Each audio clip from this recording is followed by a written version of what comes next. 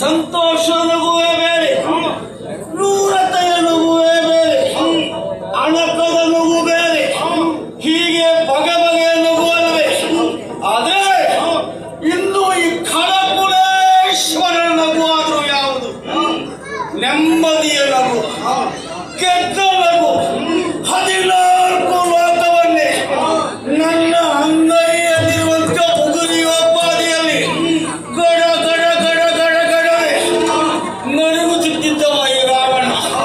ರಾವಣ ಲೋಕ ರಾವಣ ಎಂಬುದಾಗಿ ಎಲ್ಲರೂ ಕೊಂಡಾಡುವ ಮಾತಲ್ವೇ. ರವೇ ತೈತಿ ರಾವಣ, ಅಳಿಸುವ ಎಂಬ ಕಾರಣಕ್ಕಾಗಿಯೂ ರಾವಣ, ಅತ್ತ ಎಂಬ ಕಾರಣಕ್ಕಾಗಿಯೂ ರಾವಣ. ಹಾಗಾದ್ರೆ ಮತ್ತೊಬ್ಬರ ಕಣ್ಣೀರಿನಲ್ಲಿ ನಾನು ಸಂತೋಷವನ್ನ ಕಂಡವ. ಯಾಕೆ? ನಮ್ಮದಾಗಿರುವಂತ ಈ ಲಂಕೆಯನ್ನ ವೈಶ್ಯಮನ ವಶ ಮಾಡಿಕೊಂಡು ಆಳುತ್ತಿರುವ ಕಾಲಕ್ಕೆ ನನ್ನ ಅಮ್ಮನ ಬೇಡಿಕೆಯ ಪ್ರಕಾರವಾಗಿ ಅವನ ಹೆಣತನೆಯನ್ನ ಮತ್ತೆ ಅಳಿಯುತ್ತಿರುವಂತ ರಕ್ತದ ಸಾಮ್ರಾಜ್ಯವನ್ನ ಸ್ಥಾಪನೆ ಮಾಡಿದಂತ ಹೆಗ್ಗುರುತು ನಮ್ಮದು. ದಶಾನನಾದಂತ ನಾನು ಅಥವಾ ದಶಕಂಠನಾಗಿರುವಂತ ನಾನು ಶಿವನಿಂದ ಅನುಗ್ರಹಕ್ಕೊಳಗಾಗಿ ರಾವಣನಾದೆ. ಆಡಳಿತ ಲಂಕೆಯಿಂದ ಸ್ವರ್ಣ ಲಂಕೆಯಾಗಿಸಿದೆ. ಆಮೇಲೆ ರಾವಣೇಶ್ವರನಾದೆ. ಇಷ್ಟೇ ಸಾಕೆ.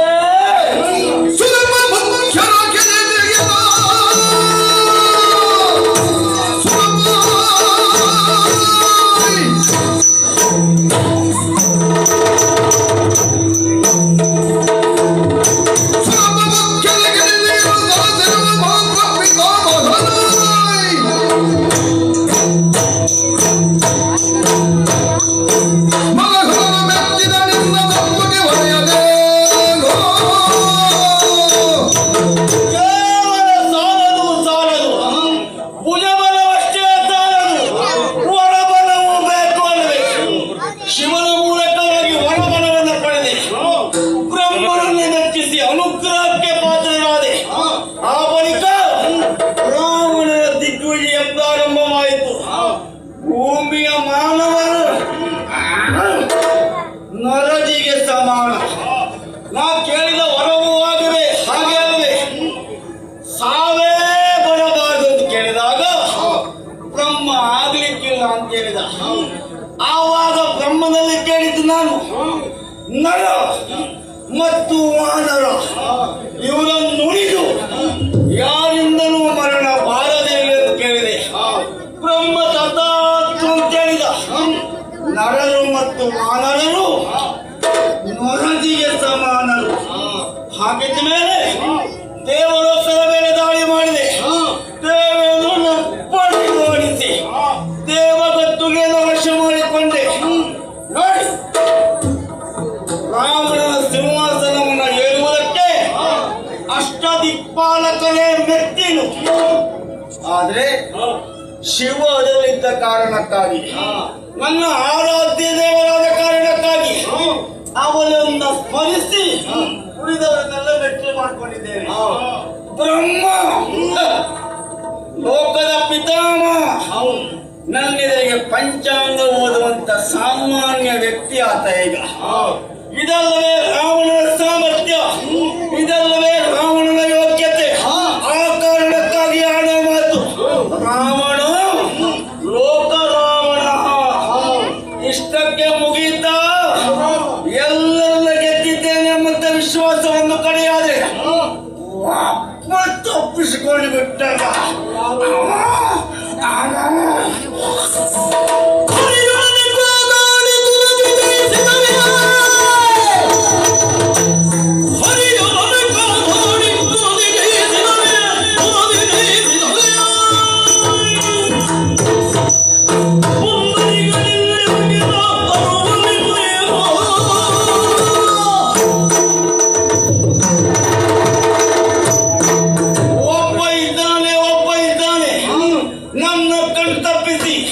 ನಮಗೆ ಅಸುರರಿಗೆ ವೈರಿಯಾಗಿ ಇದ್ದವ ವೈಕುಂಠಾಧಿಪ ಅವನ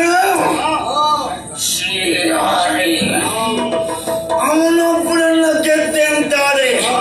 ಇಡೀ ಸೃಷ್ಟಿಯಲ್ಲಿ ನನ್ನಂತವ್ರು ಯಾರೂ ಇರ್ಲಿಕ್ಕಿಲ್ಲ. ಕಾಲವನ್ನ ಕಾಯ್ತಾ ಇದ್ದೇನೆ. ಹೊರೆಯನ್ನು ಹೋಗಿ ಅವನಿಂದ ನಾನು ಮನ್ನಣೆ ಪಡೆಯುತ್ತೇನೆ. ಅದಕ್ಕಾಗಿ ಕಾಲ ಕಾಯ್ತೇನೆ. ಆ ಕಾರಣಕ್ಕಾಗಿ ನಗು, ಈ ವಿಷಯಕ್ಕಾಗಿ ನಗು.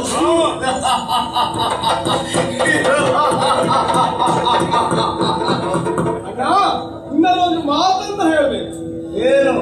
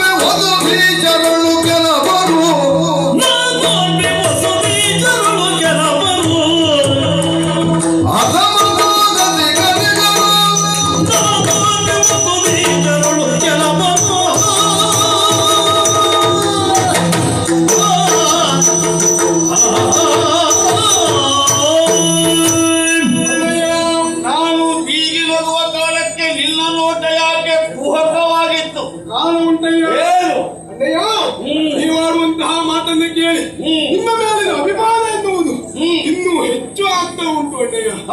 ಕಾರಣ ಮತ್ತೇನು ಅಲ್ಲ, ಇಡೀ ರೊಕ್ಕದ ಸಾಮ್ರಾಜ್ಯವಲ್ಲವೇ ಅಭಿಮಾನ ಪಡುತ್ತಾ ಉಂಟು. ಹೌದಣ್ಣಯ್ಯ. ನನ್ನಮ್ಮ ಯಾವತ್ತು ಆಡುವ ಮಾತು ಮಗನೊಂದು ನೀನು ಎಂಬುದಾಗಿ. ಹೌದು ಹೌದು.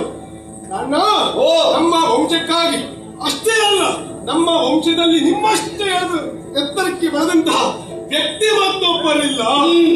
ಅಷ್ಟು ಮಾತ್ರ ಅಲ್ಲ, ಮತ್ತೆ ನಮ್ಮ ವಂಶಕ್ಕಾಗಿ ನಿಮ್ಮ ಜೀವನವನ್ನೇ ಸವಿದವರು ಹೌದು, ಸೆವೆಸಿದವರು ಹೌದು. ಇನ್ನು ನಿಮ್ಮ ಸಾಧನೆ ಕುರಿತಾಗಿ ಹೇಳಿದರೆ ಆ ಕೈಲಾಸಗಿರಿಯನ್ನೇ ಅನುಗಿಸುವುದರ ಮೂಲಕವಾಗಿ ಹರದನ್ನು ಮೆಚ್ಚಿಸಿದವರು ತಾವಿದ್ದೀರಿ. ಸದಾ ನಿಮ್ಮ ಬಗ್ಗೆ ಯೋಚಿಸುತ್ತಾ ಇರುವ ಈ ನಿಮ್ಮ ತಮ್ಮ ವಿಭೀಷಣನಿದ್ದೇನೆ. ಹೌದು ಹೌದಲ್ವಾ? ಅಂದು ನೀವು ದಿಗ್ವಿಜಯಾರ್ಥಿಯಾಗಿ ಹೋದಂತಹ ಸಂದರ್ಭದಲ್ಲಿ ಇಲ್ಲಿಯ ಪೀಠವನ್ನ ಏರಿದವನಾನೇ ಆಗಿದ್ದೇನೆ. ಆ ಸಂದರ್ಭದಲ್ಲಿ ಕೆಲವು ವಿಷಯವನ್ನ ನಾನು ತಿಳಿದುಕೊಂಡವನಿದ್ದೇನೆ. ಏನು? ನೀವು ಹೇಳಿದ್ರಲ್ಲ, ಹರಿಯಪ್ಪನನ್ನು ಗೆಳೆದೆ ಅಂತಾದ್ರೆ ಈ ಸೃಷ್ಟಿಯಲ್ಲಿ ನನ್ನ ಎದುರಿಗೆ ಯಾರಿಲ್ಲ. ಅದು ನಿಮ್ಮ ತಪ್ಪು ಕಲ್ಪನೆ. ಹೌದು, ಭೂಲೋಕ. ಹೌದೌದು. ಯಾಕೆ ತಪ್ಪು? ಈ ಭೂಲೋಕದಲ್ಲಿ ನಿಮಗಿಂತಲೂ ಹೆಚ್ಚಿನಂತಹ ಪರಾಕ್ರಮವುಳ್ಳಂತಹ ಒಬ್ಬ ವ್ಯಕ್ತಿ ಇದ್ದಾನೆ. ಒಬ್ಬ ವ್ಯಕ್ತಿ ನಿಮಗಿಂತಲೂ ಪರಾಕ್ರಮವುಳ್ಳಂತಹ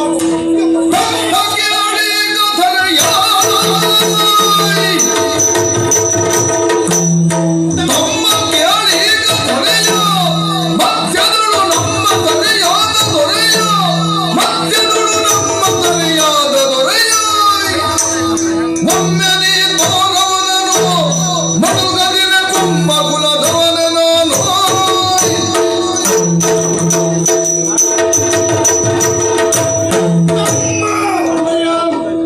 ಈ ಕಡೆಯಲ್ಲೇ ವ್ಯಕ್ತಿಯೊಬ್ಬ ಇದ್ದಾನೆ. ಹೌದು. ನಮ್ಮ ಭೂಮಿಯಲ್ಲಿ ನನಗಿಂತಲೂ ಅಧಿಕ. ಹೌದು. ಯಾವ ಪ್ರಮಾಣದಲ್ಲಿ ಅಧಿಕ ಅಂತ ಕೇಳಿದ್ರೆ ಉತ್ತರ ಉಂಟಾ? ಆ ಪರಾಕ್ರಮದಲ್ಲಿ ಛೇ! ದೇವತೆಗಳಿಗೆ ಎದ್ದಿದ್ದಾನವ. ಆಯ್ತು. ಮತ್ತೆಂತ ಅಧಿಕ? ಪ್ರಚಾರದಲ್ಲಿ ಶಿವನು ಮೆಚ್ಚಿಸಿದಾನವ. ಇಲ್ಲವೇ ಮತ್ತೆಂತ ಅಧಿಕ? ಆ ಕೈಲಾಸಗೆ ಎದ್ದಿದ್ದಾನವ. ಮತ್ತೆಂತ ಅಧಿಕ? ಅಧಿಕ ನೀನು. ಆಗಲ್ಲಯ್ಯ. ಹೌದಾ? ಅಂದ್ರೆ ತಲೆಯಲ್ಲೇ ಒಬ್ಬ ಇದ್ದಾನೆ ಅಂತಾನೆ. ಆ ಹೇಳು. ನಮ್ಮ ವಿರೋಧಿ ಒಬ್ಬ ಆಡಿಕೊಂಡು ನನಗಿಷ್ಟು ಕ್ರೋಧ ಬರ್ತಾ ಇಲ್ವಾಗಿತ್ತು. ಆ ನಮ್ಮೊಟ್ಟಿಗಿದ್ದವ ನೀನು, ನಮ್ಮೊಟ್ಟಿಗೆ ಬಿದ್ದವ ನೀನು. ನೀನಾಡುವ ಮಾತು ಆ ಅಣ್ಣ ರಾಮಣೇಶ್ವರಗಿಂತಲೂ ಅಧಿಕ ಒಬ್ಬ ಇದ್ದಾನೆ ಅಂತ ಹೇಳಿದ್ದೇನೆ. ಯಾರವ? ಆ ಎಲ್ಲಿದ್ದಾನೆ? ಅವನನ್ನ ಗೆಲ್ಲದೆ ಇದ್ದರೆ, ಅಲ್ಲ ಅವನನ್ನ ತುಡುಕದೇ ಇದ್ದರೆ, ಬ್ರಹ್ಮ ವಂಶದಲ್ಲಿ ಹುಟ್ಟಿದವನೇ ಸುಳ್ಳು. ಸರಿ. ಹೇಳು ಯಾರು? ಎನಲಿಂದ ಅಣ್ಣ ಕೇಳು, ಎನಲಿಂದ ಅಣ್ಣ ಕೇಳು, ಕೃತವೀರ್ಯ ತನುಜ ಪಾಲಕರುಳು, ಕೃತವೀರ್ಯ ತನುಜ ಪಾಲಕರುಳು.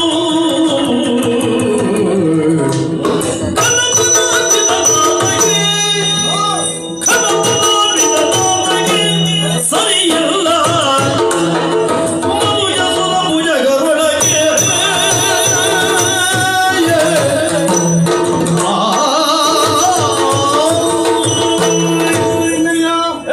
ಅವರ ವಿಚಾರವನ್ನು ನಾನು ಸವಿಸ್ತಾರವಾಗಿ ಹೇಳ್ತೇನೆ ಕೇಳಿ. ಯಾರಮ್ಮ ಎಲ್ಲಿಯಮ್ಮ? ಹೈಹಯ ವಂಶದವ ಹ್ಮ್. ವರ್ತಮಾನ ಕಾಲದಲ್ಲಿ ಮಹೇಶ್ವರಿ ನಗರವನ್ನು ಆಳುತ್ತಿರುವವ. ಮಹಿಷ್ಮತಿಯ ಅಧಿಕಾರಿ. ಹೌದು. ಹಯ್ಯಯ ವಂಶಸ್ಥ. ಹಾ ಕೃತವೀರ್ಯ ಹಾಗೂ ರಾಕಾವತಿಯ ಮಗ ಕಾರ್ತವೀರ್ಯ ಅರ್ಜುನ ಎನ್ನುವುದಾಗಿ. ಅಷ್ಟು ಮಾತ್ರ ಅಲ್ಲ, ಇಷ್ಟು ಅವನ ವಿಳಾಸ. ಹೌದೌದು, ಇನ್ನು ನಮಗಿಂತಲೂ ಅಧಿಕ ಹೇಳುವುದಕ್ಕೆ ಅವನಲ್ಲಿ ಒಂದು ವಿಶೇಷತೆ ಉಂಟು. ಏನು? ಹುಟ್ಟುವಾಗ ಆತ ಕರವೀರನಾಗಿ ಹುಟ್ಟಿದ್ದಾನೆ. ಎಂತವರಿದೋ ಕತೆ ಹೇಳ್ತಾರೆ ಅಂತ ತಿಳ್ಕೊಂಡೆ. ಒಬ್ಬ ಭುಜಬಲವೇ ಇರಬೇಕು ಅಂತಾದ್ರೆ ಅವನಿಗೆ ಕೈಗಳಿರಬೇಕು. ಹೌದು. ಕರಹೀನ ಅಂಗವಿಕಲ ಕತೆ ಹೇಳ್ತಿಯಲ್ಲ ನೀನು. ಅಣ್ಣಯ್ಯ, ಓ ವಿಚಾರ ಎಂದು ಮುಗಿಲಿಲ್ಲ, ಮತ್ತೇನು? ವಿಷಯ ಉಂಟು ಅಣ್ಣಯ್ಯ. ಹುಟ್ಟುವಾಗ ಕರವಿಹೀನನಾಗಿ ಹುಟ್ಟುವ ಅವನ ತಂದೆ ಹಾಗೂ ತಾಯಿ ಗುರು ದತ್ತಾತ್ರೇಯ ಸೇವೆಯನ್ನು ಮಾಡಿದ ಕಾರಣಕ್ಕಾಗಿ ಅವರ ಕೃಪೆಗೆ ಒಳಗಾದಂತಹ ಅವರು ದತ್ತಾತ್ರೇಯರು ಆತನಿಗೆ ಸಾವಿಲ್ಲದ 1000 ಭುಜಗಳನ್ನು ಕರುಣಿಸಿದ್ದಾರೆ. 1000 ಭುಜಗಳನ್ನು. ಭುಜಗಳೆಷ್ಟು? 1000 ಭುಜಗಳು. ತಲೆ ಎಷ್ಟು? ಒಂದೇ ತಲೆ. ಹೇ! ಒಂದು ಆಕಾರ ವ್ಯವಸ್ಥೆ ಅಂತ ಇಲ್ಲದೆ ಹಾ ಇಲ್ಲದೆ ಇದ್ರೆ ಅಂಗ ವಿಕಲ ಅಂತ ಕರೀತಾರೆ. ಇರಬೇಕಾದಕ್ಕಿಂತಲೂ ಹೆಚ್ಚಾದ ಅಂಗ ವಿಕಾರ ಅಂತ ಕರೀತಾರೆ. ಹೌದು. ವ್ಯವಸ್ಥಿತವಾಗಿದ್ದರೆ ಹಾ ಅದನ್ನ ಹಾ. ವ್ಯವಸ್ಥಿತವಾದ ಸೌಂದರ್ಯ ಅಂತ ಹೇಳ್ತೇವೆ ನಾವು. ಹೌದೌದು. ನನಗೆಷ್ಟನೆ 10 ತಲೆ. ಭುಜಗಳೆಷ್ಟು? 20. ಸರಿ ಉಂಟು. ಹೌದು. 10 ತಲೆಗೆ 20 ಭುಜಗಳೇ ಬೇಕು. ಅವನಿಗೆ ಎಷ್ಟು? ಅವನಿಗೆ 1000 ಭುಜ. ತಲೆ ಎಷ್ಟು? ವಿಕಾರದ ಪರಮಾವಧಿ ಅದು. ಅವನಿ ವಿಷಯ ನಮ್ಮಲ್ಲಿ ಅಂತ ಹೇಳುದ ಒಂತಲೆಯೋ ನಾನು 10 ತಲೆಯವ. ಆಗಬಹುದು ಅಣ್ಣಯ್ಯ. ತಲೆ ಎಷ್ಟಿದೆ ಎನ್ನುವುದು ಮುಖ್ಯ ಆಗಿರುವುದಿಲ್ಲ, ಇದ್ದ ತಲೆಯಲ್ಲಿ ಏನು ಉಂಟೆ ಅನ್ನಬೇಕು.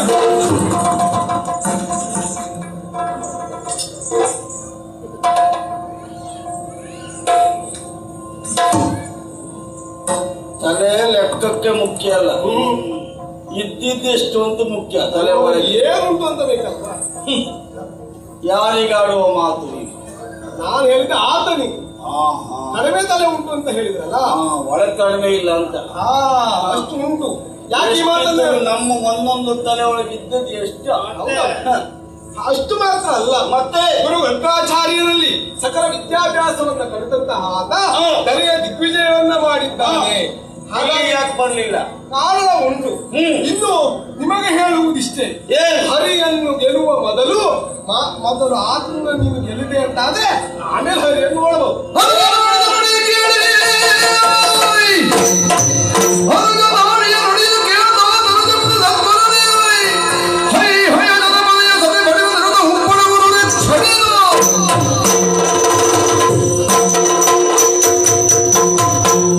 ಹರನನ್ನು ಗೆಲ್ಲುವ ಮೊದಲು ನರನನ್ನು ಗೆಲ್ಲು. ಹಯ್ಯಯ ವಂಶಚಂದ್ರಪತಿಯನ್ನು ಸದೆ ಬಡಿವೆ, ಅನುಮಾನವೇ ಇಲ್ಲ. ಮೊದಲವ ಏನು ಅಂತ ನೋಡ್ತೇನೆ, ಅವನು ಹೆಡೆತನವನ್ನೆತ್ತಿ ಆಮೇಲೆ ಲಂಕೆಯನ್ನು ಸೇರಿಕೊಳ್ತೇನೆ. ಎಲ್ಲಿ ನಮ್ಮ ಚತುರಂಗವನ್ನು ಸೇರಿ ಸಿದ್ಧವಾಗಲಿ. ಬೇಕಷ್ಟು ಬೇಕಾಗುತ್ತಿಲ್ಲ, ಮಿತಿಯ ಸೇರೆ ಸಾಕು ನರನನ್ನ ಗೆಲ್ಲುವುದಕ್ಕೆ. ಹಳ್ಳಿಯ ವಂಶಸ್ಥನನ್ನು ಸದೆ ಹೊಡೆದು ಬರುವ ತನಕ ಇಲ್ಲಿಯ ಸಂಪೂರ್ಣ ಹೊಣೆಗಾರಿಕೆ ನಿನ್ನದೆ. ಸರಿಯಾಗಿ ನೋಡಿಕೋ, ಆರತಿ ಹಿಡ್ಕೊಂಡು ನಿಂತ್ಕೋ. ನಿಮ್ಮ ನಿರೀಕ್ಷೆಯಲ್ಲಿ ನಾನಿದ್ದೇನೆ. ಸರಿ.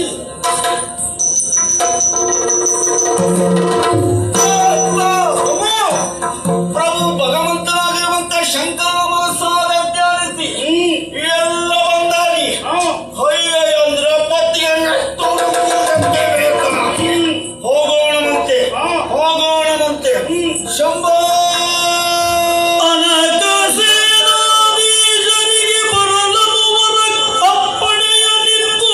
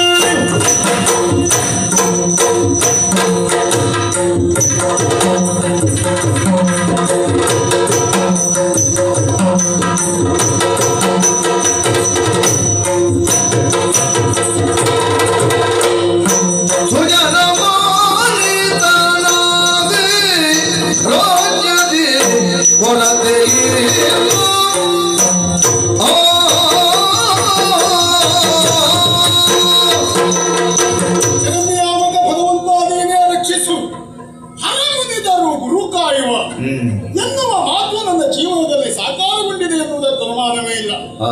ಅದಲ್ಲದೆ ಇದ್ರೆ ಒಬ್ಬ ಕ್ಷಾತ್ರಿಯನಾದವ ಪೂಜೆ ಬಲವನ್ನು ಹೊಂದಿ ತನ್ಮೂಲಕವಾಗಿ ತನ್ನ ಕೀರ್ತಿಯನ್ನು ಪಸರಿಸಿಕೊಳ್ಳಬೇಕು. ಆ ಕಾರಣಕ್ಕಾಗಿ ಲೋಕದಲ್ಲಿ ಮಾನ್ಯತೆಯನ್ನು ಪಡೆಯಬೇಕು. ಆದ್ರೆ ಒಂದು ಕಾಲದಲ್ಲಿ ಆ ಭಾಗ್ಯವೇ ನನಗಿಲ್ಲವೇನು ಎನ್ನುವುದಾಗಿ ಭಾವಿಸಿದರು ನನ್ನ ತಂದೆ ತಾಯಿಗಳು. ಮಾಹಿಷ್ಮತಿಯ ಸರ್ವಾಧಿಕಾರಿಯಾಗಿ ನಾಡನ್ನ ಪರಿಪಾಲಿಸುತ್ತಿರುವಂತಹ ನನ್ನ ತಂದೆ ಕೃತವೀರ್ಯ ಅಮ್ಮ ರಾಕಾವತಿ ಹಲವು ಕಾಲದ ನಂತರದಲ್ಲಿ ಬಹಳ ಕನಸನ್ನ ಕಂಡು ಬಹಳ ನಿರೀಕ್ಷೆಯಿಂದ ನನ್ನನ್ನ ಮಗನನ್ನಾಗಿ ಪಡೆದದ್ದು. ಆದ್ರೆ ಏನು ಮಾಡೋಣ, ಹುಟ್ಟುವ ಆ ಕಾಲದಲ್ಲಿ ಹುಟ್ಟಿದಂತಹ ನನ್ನ ಪಾಲಿಗೆ ಕರಗಳೇ ಇರಲಿಲ್ಲ. ಕರವಿಹೀನನಾಗಿ ಜನ್ಮ ಪಡೆದಿರುವಂತಹ ನನ್ನನ್ನು ಕಂಡಾಗ ಮುಂದೇನು ದಾರಿ? ನಾಳೆಯ ದಿವಸ ನಾಡನ್ನ ಪರಿಪಾಲಿಸಬೇಕಾದಂತ ಅರಸನಾಗಬೇಕಾದ ತನ್ನ ಮಗ ಅಂಗವಿಹೀನನಾಗಿ ಹುಟ್ಟಿದನಲ್ಲ ಎನ್ನುವುದಾಗಿ ಚಿಂತೆಯನ್ನ ತಳೆದರು. ಅದರ ಪರಿಹಾರಕ್ಕಾಗಿ ಕುಲಗುರುಗಳಾಗಿರುವಂತಹ ದತ್ತಾತ್ರೇಯರಲ್ಲಿ ನನ್ನನ್ನ ಕಳೆದೊಯ್ದರಂತೆ. ಅವರ ಪದತಲದಲ್ಲಿ ನನ್ನನ್ನು ಇರಿಸಿ ನಡೆದಿರುವಂತಹ ಪೌಣೆಗಳನ್ನೆಲ್ಲ ನಿವೇದಿಸಿಕೊಂಡಾಗ ಕರುಣಾರಸ ಪೂರಿತರಾಗಿ ನನ್ನನ್ನು ಆಶೀರ್ವದಿಸಿದರು ಆ ದತ್ತಾತ್ರೇಯರು. 1000 ಭುಜ ನಿನಗಾಗಲಿ, 1000 ಭುಜ ನಿನಗಾಗಲಿ ಎನ್ನುವುದಾಗಿ ಯಾವ ಕರವಿಹೀನನಾಗಿ ಹುಟ್ಟಿರುವಂತಹ ನನ್ನ ಪಾಲಿಗೆ ಗುರು ದತ್ತಾತ್ರೇಯರಿಂದ ಅನುಗ್ರಹಿತವಾದದ್ದು ಈ 1000 ಭುಜಗಳು. ಒಂದು ಮಾತನ್ನು ಆ ದಿವಸವೇ ಸೂಚಿಸಿದ್ದಾರೆ. ಯಾವುದೇ ಸಂದರ್ಭದಲ್ಲಿ ಯಾವುದೇ ಕಾಲಕ್ಕೂ ಬ್ರಹ್ಮದ್ವೇಷವನ್ನ ಬ್ರಾಹ್ಮಣ ದ್ವೇಷವನ್ನು ಕಟ್ಟಿಕೊಳ್ಳಬಾರದು ಮಗನೇ ಎನ್ನುವುದಾಗಿ ಗುರುಗಳ ಆಶೀರ್ವಾದವನ್ನು ಪಡೆದಿ ಸರ್ವವಿದ್ಯಾ ಪಾರಂಗತನಾದೆ ಅರಮನೆಯನ್ನ ಸೇರಿದಾಗ ನನ್ನ ತಂದೆ ತಾಯಿಗಳು ಸಂತೋಷದಿಂದ ಮಾಹಿಷ್ಮತಿಯ ಸರ್ವಾಧಿಕಾರವನ್ನು ನನ್ನ ತಲೆಯ ಮೇಲೆ ಇರಿಸಿದರು. ತಂದೆಯ ತಲೆಯಲ್ಲಿರುವಂತಹ ಮುತ್ತಿನ ಕಿರೀಟ ನನ್ನ ನೆತ್ತಿಯನ್ನು ಅಲಂಕರಿಸಿದೆ. ಕೇವಲ ಮಾಹಿಷ್ಮತಿಗಷ್ಟೇ ನನ್ನ ಸೀಮಿತವಾಗಿರಬಾರದು ನನ್ನ ಯೋಗ್ಯತೆ ಎನ್ನುವ ಕಾರಣಕ್ಕಾಗಿ ಸರಳ ದಿಗ್ವಿಜಯವನ್ನು ಕೈಗೊಂಡವ ನಾನು. ಆ ದಿಗ್ವಿಜಯದಲ್ಲಿ ಭುಜಬಲದಿ ಚರಣಿ ಪರ ಗೆದ್ದಿದ್ದೇನೆ. ಅನೇಕ ಅರಸ ಮಕ್ಕಳು ನಾನು ಬರುತ್ತಿರುವಂತಹ ವರ್ತಮಾನವನ್ನ ಕೇಳಿ ತಿಳಿದು ಕೆಲವು ಕಡೆಯಲ್ಲಿ ಮಾರ್ಗದತ್ತಿನಿಂದಲೂ ಆಮೇಲೆ ಹೋರಾಟದಲ್ಲಿ ಅವರನ್ನು ಮಣಿಸಿದೆ. ಕಪ್ಪ ಕಾಣಿಕೆಗಳನ್ನು ಅವರ ನೆತ್ತಿಯ ಮೇಲೆ ತಂದು ನನ್ನ ಪದತಲದಲ್ಲಿ ಸುರಿದರು. ಸುಜನ ಮಾನಿತನಾದೆ ನಾನು. ಈ ಲೋಕದಲ್ಲಿ ಸಜ್ಜನರು ಶ್ರೇಷ್ಠರು ನನ್ನನ್ನು ಹೊಗಳಿದರು, ಹಾಡಿದರು.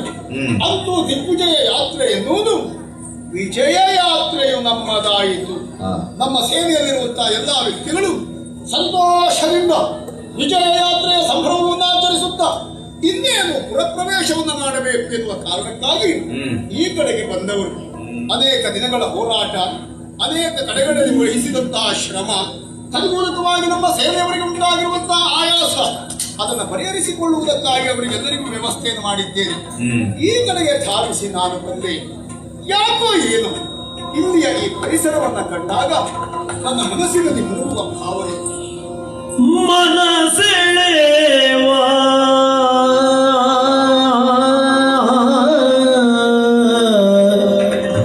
ಮಧು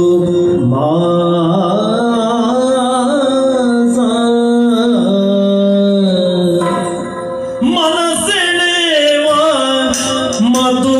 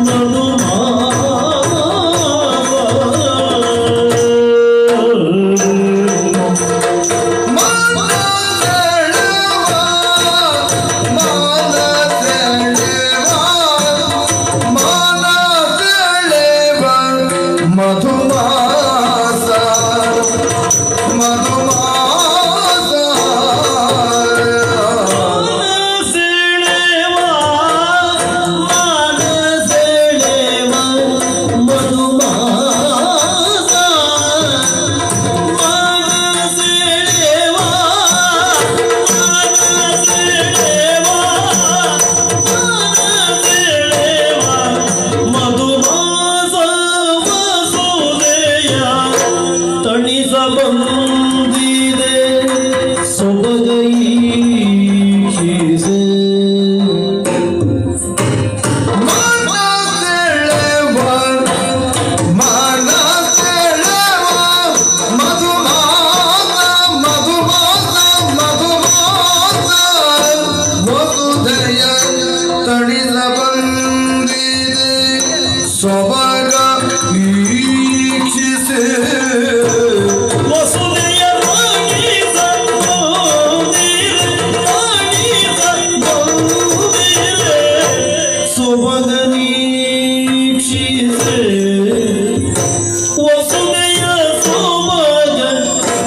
ದೀಕ್ಷಿತೆ ಈ ಸೋಮಗ ದೀಕ್ಷಿತೆ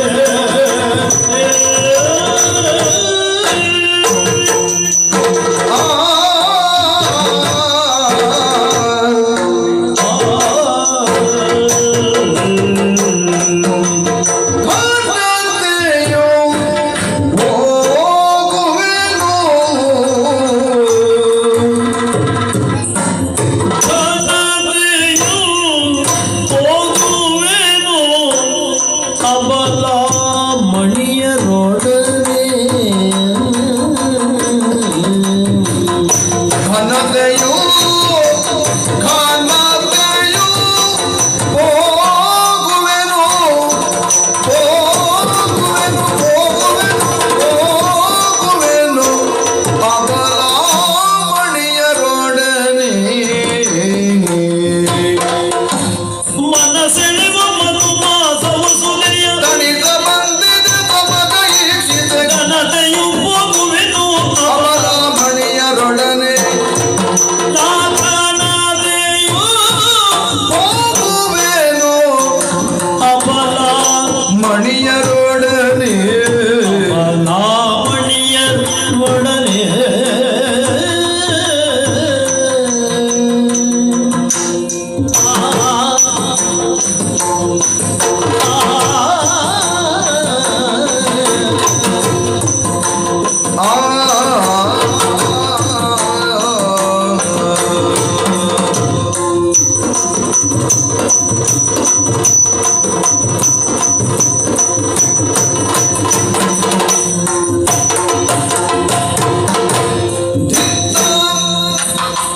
ದಿನದಂತ್ರಿ ದಿನದಂತ್ರಿ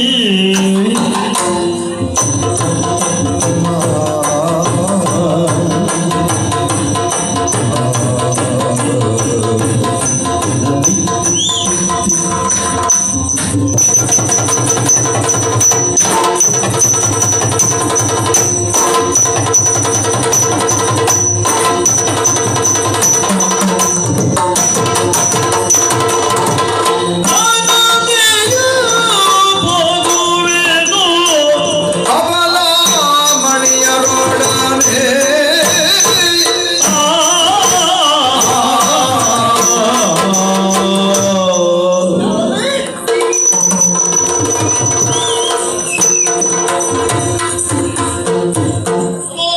ಶುಭವಾಗಲಿ.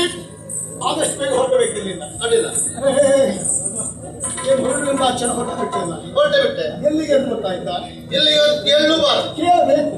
ತಪ್ಪಾಗ್ತದೆ ಕೇಳಿದ್ರೆ ಏನ್ ತಪ್ಪಾಗ್ತದೆ? ನಾವು ನಿಮ್ಮ ಎದುರುಗಡೆ ಹಾಗೆ ಕೇಳಿದ್ರೆ ಅದಕ್ಕೆ ಪ್ರಸನ್ನ ಅಂತ ಆಗುದಿಲ್ಲವೇ ನೀ ಕೇಳದೇ ಇದ್ದು ಮತ್ತೆ ಬೇರೆ ಪ್ರಸಂಗಿ ಅಂತ ಆಗ್ತೀಯ. ಅಂದ್ರೆ ನಿಮ್ಮ ಸಾಲೇ ಅಧಿಕ ಪ್ರಸಂಗಿಗಳ ಸಾಲು. ನಮ್ಮ ಸಾಲು ಅದೇ ಸಾಲಿರ್ಬಹುದು ಅಲ್ಲಂತ ಹೇಳುವುದಿಲ್ಲ ಆದ್ರೆ ನಾನ್ ಮಾತ್ರ ಹಾಗಲ್ಲ ಆ ಸಾಲಲ್ಲಿದ್ರು ಪ್ರಸಂಗ ಒಳಗೆ ಅಧಿಕ ಮಾಡ್ತೇನೆ ಬಿಟ್ರೆ ಹೊರಗೆ ಹೋಗುದಿಲ್ಲ ಇನ್ನು ಮಟ್ಟಿಗೆ ಆ ಸಮಾಧಾನ ಉಂಟು. ಹಾ ತೀರಾ ಹದಗೆಡ್ಲಿಲ್ಲ ಅಂತ. ಆದ್ರೆ ಹದಗೆಟ್ಟದ್ದು ಹೌದು ಆರಂಭ.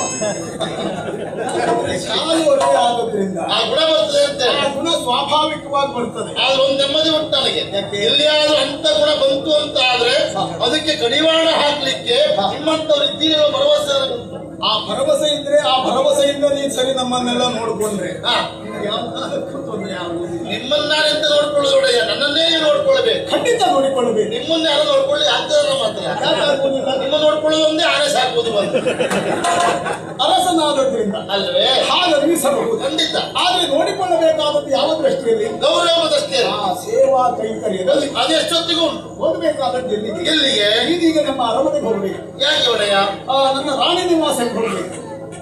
ನಾನಿಲ್ಲೇ ಇರ್ತೇನೆ.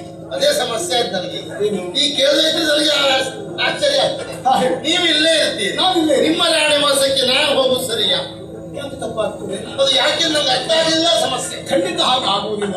ಮತ್ತೆ ನಾನು ನನ್ನಂಥವನು ಅಥವಾ ನೀನು ನಾವು ತಿರುಗಾಟಕ್ಕೆ ಹೋಗುವುದು ಸತ್ಯ ಅಂತ ಆದ್ರೆ ನಾವು ಭರವಸೆ ಇರಿಸಬೇಕಾದದ್ದು ಯಾರ ಮೇಲೆ ಗೊತ್ತಾ? ನಮ್ಮ ಮನೆಯಲ್ಲಿರುವ ಹೆಂಡತಿಯರ ಮೇಲೆ. ಖಂಡಿತ ಹೌದು. ನಾವು ಎಲ್ಲಿಯೇ ಹೋದರೂ ನಮ್ಮ ಹೆಂಡತಿಯರು ನಮಗಾಗಿಯೇ ಕಾಯುತ್ತಾ ಇರ್ತಾರೆ ಎನ್ನುವುದಕ್ಕೆ ಮಾಡುವೇ ಇಲ್ಲ ಅಲ್ವಾ? ಹಾಗಾದ್ರೆ ಈಗ ಹೋಗಬೇಕಾಗಿತ್ತು ಯಾಕೆ? ಯಾಕೆ? ದಿಗ್ವಿಜಯ ಯಾತ್ರೆಯನ್ನು ಪೂರೈಸಿ ವಿಜಯ ಯಾತ್ರೆಯ ವಿಜಯೋತ್ಸವದಲ್ಲಿ ನಾವೆಲ್ಲರೂ ಬರ್ತಾ ಇದ್ದೇವೆ. ಒಟ್ಟಿಗೆ ಒಂದು ಇನ್ನೇನು ಪುರಪ್ರವೇಶ ಮಾಡಬೇಕು, ಹೌದಲ್ಲ? ಆದ್ರೆ ತುಸು ಕಾಲ ವಿಶ್ರಾಂತಿ ಪಡೆಯುವುದಕ್ಕಾಗಿ ಈ ಕಡೆ ಬಂದಾಗ ನೋಡಿದ್ದೆ ನನಗೆ ವಾತಾವರಣ ಎಂತ ತಂಪಾದ ಅನುಭವ ಕೊಡ್ತಾ ಅಯ್ಯೋ, ಇದೆ. ಒಂದು ತಂಪೊಂದು ಸ್ವಲ್ಪ ಅಲ್ಲ. ಹೌದು. ಹಾಗಾಗಿ ಈ ತಂಪು ಕಿವಿಗೆ ಬೇಕಾದ ಇಂಪು ಇದೆಲ್ಲ ಎಲ್ಲಿಂದ ಬಂದದ್ದು? ಈ ಪರಿಸರದಿಂದ, ಪ್ರಕೃತಿಯಿಂದ. ಅಂದರೆ ಇದು ಮಧುಮಾಸ. ಮಧುಮಾಸ. ಈ ವಸಂತ ಕಾಲದಲ್ಲಿ ಯಾವಾಗಲೂ ನಾವು ರಾಣಿಯರೊಡನೆ ವಿಹರಿಸುವುದು ಪದ್ಧತಿ. ಹೌದು. ದಿಗ್ವಿಜಯಕ್ಕೆ ಹೋದ ಕಾರಣದಿಂದ ಸಾಧ್ಯ ಆಗಿರಲಿಲ್ಲ. ಈಗ ಅರಮನೆಯನ್ನು ಸೇರಿ ನನ್ನ ಮನಸ್ಥಿತಿಯನ್ನು ಅವರಿಗೆ ಮನವರಿಕೆ ಮಾಡಿಸಿ ಆದಷ್ಟು ಶೀಘ್ರವಾಗಿ ಅವರನ್ನು ಕರ್ಕೊಂಡು ಬರಬೇಕು. ಈಗಲೇ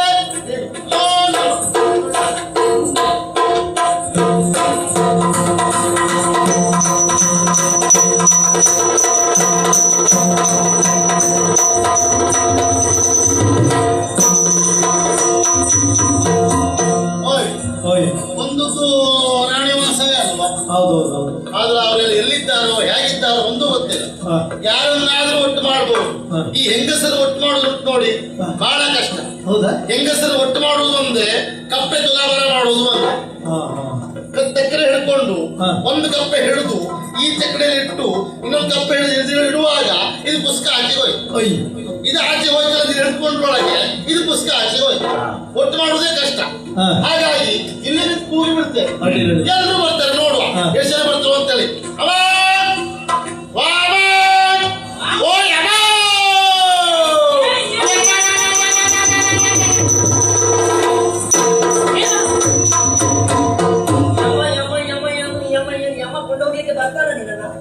ಅಲ್ಲ, ಯಮ ಯಮ ಅಂತ ಕರೀತಾ ನೀವು ಹಾಗೆ ಕೇಳುತ್ತಾ? ಹಾಗೆ ಕೇಳಿದ್ರೆ ಯಮ ಬರ್ಬೇಕು ಬಿಟ್ರೆ ನೀವ್ ಯಾಕೆ ಬಂದ್ರಿ? ಯಮ ತಂಗಿಯ ನೀವು?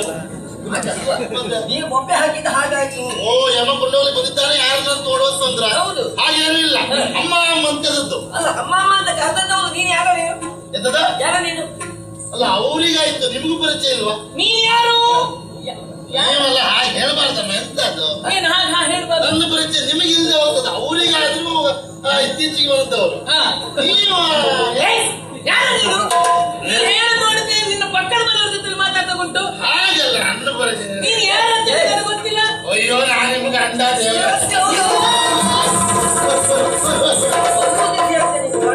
ಹೌದು, ನಮ್ಮ ಗಂಡನ ಯೋಗ್ಯತೆ ಅಂತ ನಿನ್ನ ಹಣೆ ಬರ ಹೇಳ್ತದ. ನನ್ನ ಹಣೆ ಬರದಲ್ಲಿಯೂ ನಿಮ್ ಗಂಡ ಆಗೋದು ಬೇಡ. ಯೋಗ ಇಲ್ಲ, ಅದು ಬೇಡ ಬೇಡ. ನಾ ಹೇಳ್ದ ಹಾಗಲ್ಲ. ಗಂಡ ಗಂಡ ಅಂತ ಹೇಳಿದ್ರೆ ನಾನು ನಿಮ್ ಗಂಡ, ಮತ್ತದೇ ಆಯ್ತು. ನಿಮ್ ಗಂಡ ನಾನು ಹೇಳಿದ್ರು ಅಲ್ಲಿಗೆ ಬರ್ತಾನೆ ಅವ. ಹೇಳ್ತಾನೆ ಹೇಳ್ತೀರಾ? ನಿಮ್ಗೆ ಗೊತ್ತಿರೋದಿಲ್ಲ, ಇವ್ರಿಗೆ ಅದೇ ಗೊತ್ತು. ಹೌದು. ನೀವು ನೆನಪು ಮಾಡ್ಕೊಳ್ಳಿ. ಏನ್ ನೆನ್ಕೊಂಡ್ಕೊಡುದು? ಸ್ವಲ್ಪ ಇದು ಮಾಡ್ಕೊಳ್ಳಿ. ಯಾವ್ದು? ನಂಗೆ ನೆನಪಾಗುದಿಲ್ಲ. ನಾನು ನಿಮ್ ಗಂಡ. ಅದನ್ನ ಹೇಳ್ಬೇಡ. ಹೋಗೋ ಗೊತ್ತಿ ನಿಮ್ ನೆನಪಿರೋ ಮರ ಆಗಿದ್ರ ಓ ಓ ಓ ಓ ದಿಗ್ವಿಜಯಕ್ಕೆ ಯಜಮಾನ್ರ ಜೊತೆ. ಹೌದು, ನಾನೇ ಹೋದವಲ್ವಾ? ಅಲ್ಲ, ನೀನು ಹೋದದ್ದು ಹೌದು. ನನ್ನ ಯಜಮಾನ್ರ ಕಾಣುದಿಲ್ಲ, ಮನೆಯವ್ರು ಬರ್ಲಿಲ್ಲ. ಅವ್ರು ಇಲ್ಲಿದ್ದಾರೆ, ಅವ್ರು ಇಲ್ಲಿಲ್ಲ, ಅವ್ರು ಹೊಳೆ ಬದಲಿದ್ದಾರೆ. ತೂತ ಅಲ್ಲ, ಹೊಳೆ ನೋಡುವುದು, ನೀರು ನೋಡುವುದು, ಕೆಳಗೆ ಇಳಿಯುವುದು, ಮೇಲೆ ಹತ್ತುವುದು, ಸ್ವಲ್ಪ ನಿಲ್ಲುವುದು, ಕುತ್ಕೊಳ್ಳುವುದು, ಮತ್ತೆ ಹೊಳೆ ಇಳಿಯುವುದು. ನಮ್ಮವ್ರಿಗೆ ಏನಾಯ್ತು? ಎಂತ ಹೊಟ್ಟೆ ಹಾಳಾಗಿದ? ಗೊತ್ತಾಯ್ತು. ಅವ್ರಿಗೆ ಏನೋ ಕೊಡಬಾರದು ಕೊಟ್ಟೆ ನೀನು, ಅದಕ್ಕೆ ಅವರಿಗೆ ಹೊಟ್ಟೆ ಹಾಳಾಗಿರ್ಬೇಕು. ಹೊಟ್ಟೆ ಹಾಳಾಗಿ ಹೊಳೆ ಬದಲಿದ್ದಲ್ಲ. ಮತ್ತೆ ಆ ಹೊಳೆಯನ್ನು ನೋಡುತ್ತಾ, ನೀರು ನೋಡುತ್ತಾ ಸಂತೋಷ ಪಡ್ತಾ ಇದ್ದಾರೆ. ಏನೇ ಇರಲಿ, ಈಗ ನಿಮಗೆ ಬಹಳ ದಿವಸ ಆಯ್ತಲ್ಲ ಅವ್ರನ್ನ ಬಿಟ್ಟು. ನೀವು ಇಲ್ಲಿ ಮಾತ್ರ ಇದ್ದವರು. ಈಗ ನಿಮಗೆ ವನವಿಹಾರ ಜಲಕ್ರೀಡೆ ಆಡ್ಲಿಕ್ಕೆ ಮನಸ್ಸು ಉಂಟಾ? ನಮ್ಗೆ ಮನಸ್ಸುಂಟು, ನಮ್ಗೆ ಮನಸ್ಸುಂಟು. ಇಬ್ಬರಿಗೂ ಮನಸ್ಸಿದ್ರೆ ಒಬ್ಬರಿ ಮನಸ್ಸಲ್ಲಿ ಇಬ್ಬರು ಬೇಕಾ? ಇಬ್ಬರಿಗೂ ಉಂಟು, ಇಬ್ಬರಿಗೂ ಇಬ್ಬರಿಗೂ ಉಂಟಲ್ಲ? ಅಂತಾದ್ರೆ ನನ್ನೊಟ್ಟಿಗೆ ಬನ್ನಿ. ಇಬ್ಬರಿಗೆ ಮನಸ್ಸು ಉಂಟಲ್ಲ? ನನ್ನೊಟ್ಟಿಗೆ ಬನ್ನಿ. ನಿಮ್ ಜೊತೆ ನಾವು ಬರುತ್ತೇನೆ. ಬರ್ಬೇಕು. ಯಾಕೆ? ಜಲಕ್ರೀಡೆ ಆಡ್ಲಿಕ್ಕೆ. ನಿನ್ನ ಜೊತೆ ಆಡುವುದಿಲ್ಲ ನಾವು, ನಮ್ಮ ಯೋಗ್ಯತೆ ಅಂತ ಮೊದಲೇ ಹೇಳಿಲ್ವ ನಿಮಗೆ? ಎಂತ ಮಾತಾಡ್ತೀರಿ? ನನ್ನೊಟ್ಟಿಗೆ ನೀವು ಆಡುದಾ? ನಿಮ್ಮೊಟ್ಟಿಗೆ ನಾನು ಆಡುದಾ? ನಿನ್ನ ಮಾತ್ರ ವರಸೆಯ ಸರಿ ಇಲ್ಲ. ನಿಮ್ಮ ಒಟ್ಟಿಗೆ ನಾನು ಆಡುದು ಅಂತ ಹೇಳಿದ್ರೆ ಎಂತ ನಿಮ್ಮ ಯೋಗ್ಯತೆ ಏನು? ನಮ್ಮ ಹಣೆ ಬರ ಏನು?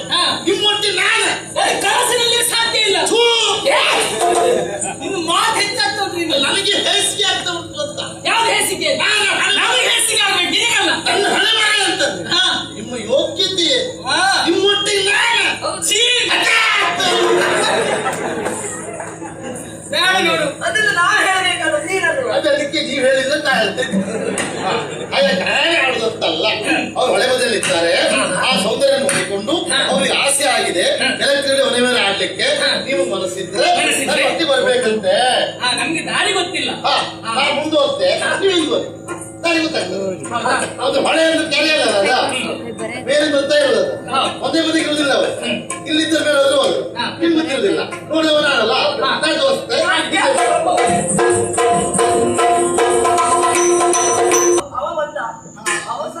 ಇಷ್ಟೊತ್ತಿಗೆ ಪ್ರಸಂಗ ಮಾಡಿದ. ಅದ ಎಂತ ಒಂದು ಅಧಿಕ ಪ್ರಸಂಗ ಮಾತಾಡಲಿಲ್ಲ ಮಾಡಲ್ಲ. ಹಾಗೆಲ್ಲ ಮಾಡುವುದಿಲ್ಲ ಅಂತ ಅವರನ್ನೇ ಕೇಳಿಸಿದ್ರು. ಹೌದಾ? ಆದ್ರೂ ಸ್ವಲ್ಪ ಮಾಡಿದ್ದವು. ಹಾಗೆಲ್ಲ ಮಾಡಿದ್ರೆ ನಾನು ಬಿಟ್ಕೊಡೋದು ಅವರು. ಕೆಲವೊಂದು ವಿಷಯ ಹೇಳಿದ್ದಾರೆ, ಆದ್ರೂ ಶಂಕದಿಂದ ಬಂದರೆ ತೀರ್ಥ ಅಂತ ಆಗುದಲ್ವ? ನಾನು ಹೇಳುದು ಹೇಳಿದ್ದೆ ಮಾಡಿ ಅವ್ರಿಗೆ ಅರ್ಥ ಆಯ್ತು. ನಾನು ಹೇಳ್ಬೇಕು ಅದು ವಿಷಯ. ಜಲಜ ಮುಖಿಯಾರೆ ಹೇಳಿ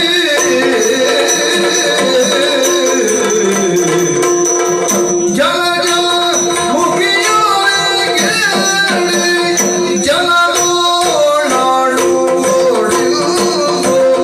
ಜಲದೋಳಾಡು ಹರುಷ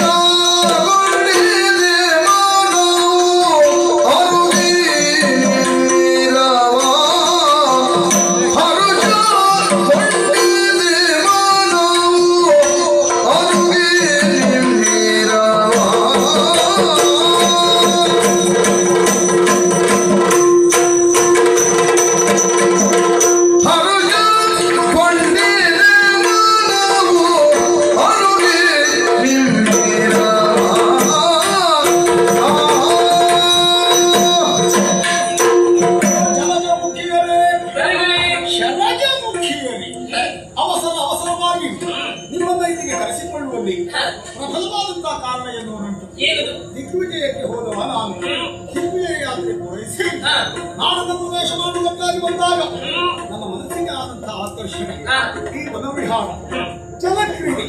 ಅದಕ್ಕೆ ಕಾರಣ ಇದು ಮಧುಮಾಸಾದ ಮೇಲೆ. ಹಾಗಾಗಿ ನಿಮ್ಮನ್ನು ಜೊತೆಗೂಡಿಸಿಕೊಂಡು ವನವಿಹಾರಕ್ಕೂ ಜಲಕ್ರೀಡೆಗೆ ಹೋಗಬೇಕು ಎನ್ನುವ ಆಸೆ. ಬರುವೆ ವೈಭೂಪನಿಂದ ಅಗಲಿರುವೆವೇನೋ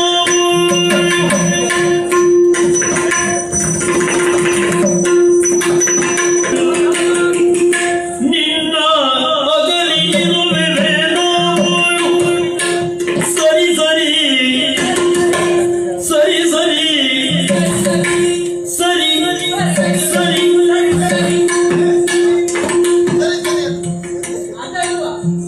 ಸರಿಯದ ಪುರಮಾಡ ಅವನಿಂದ ಮುಗದೆ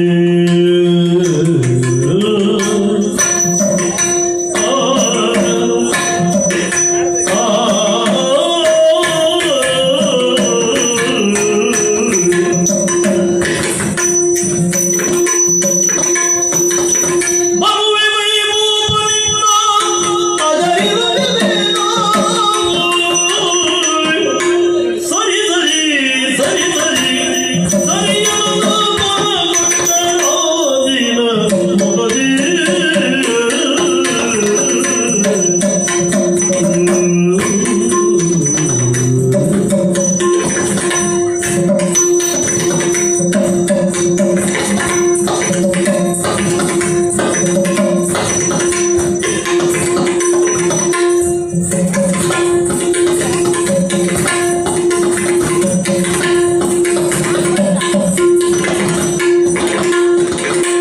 ಬರುವೆ ವೈಭೂಪನಿಂದ ಅಗಲಿರುವೆವೇನೋ ಸರಿ ಸರಿ ಸರಿ ಸರಿ ಸರಿಯಾದ ಪುರಮಂಡಲೋದಿನ ಮುಗದಿ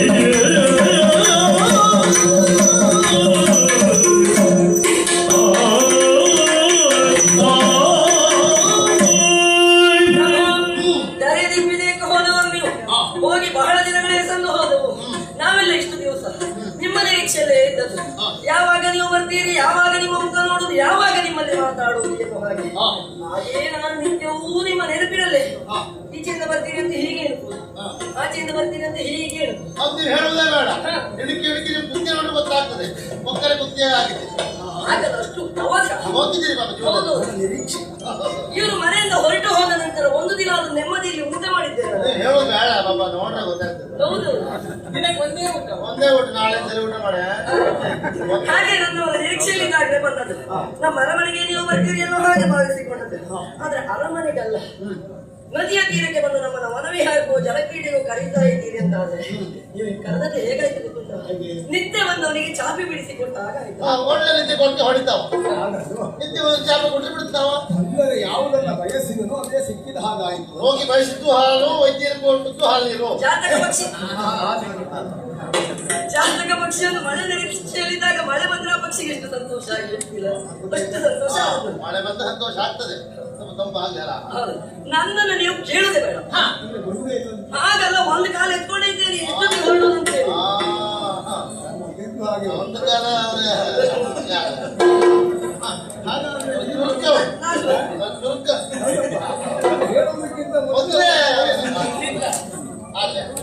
ಅರೆಗಳೇ, ನಿಮ್ಮ ಮಾತನ್ನು ಕೇಳಿದಾಗ ಮನಸ್ಸಿಗೆ ಬಹಳ ಸಂತೋಷವಾಯಿತು.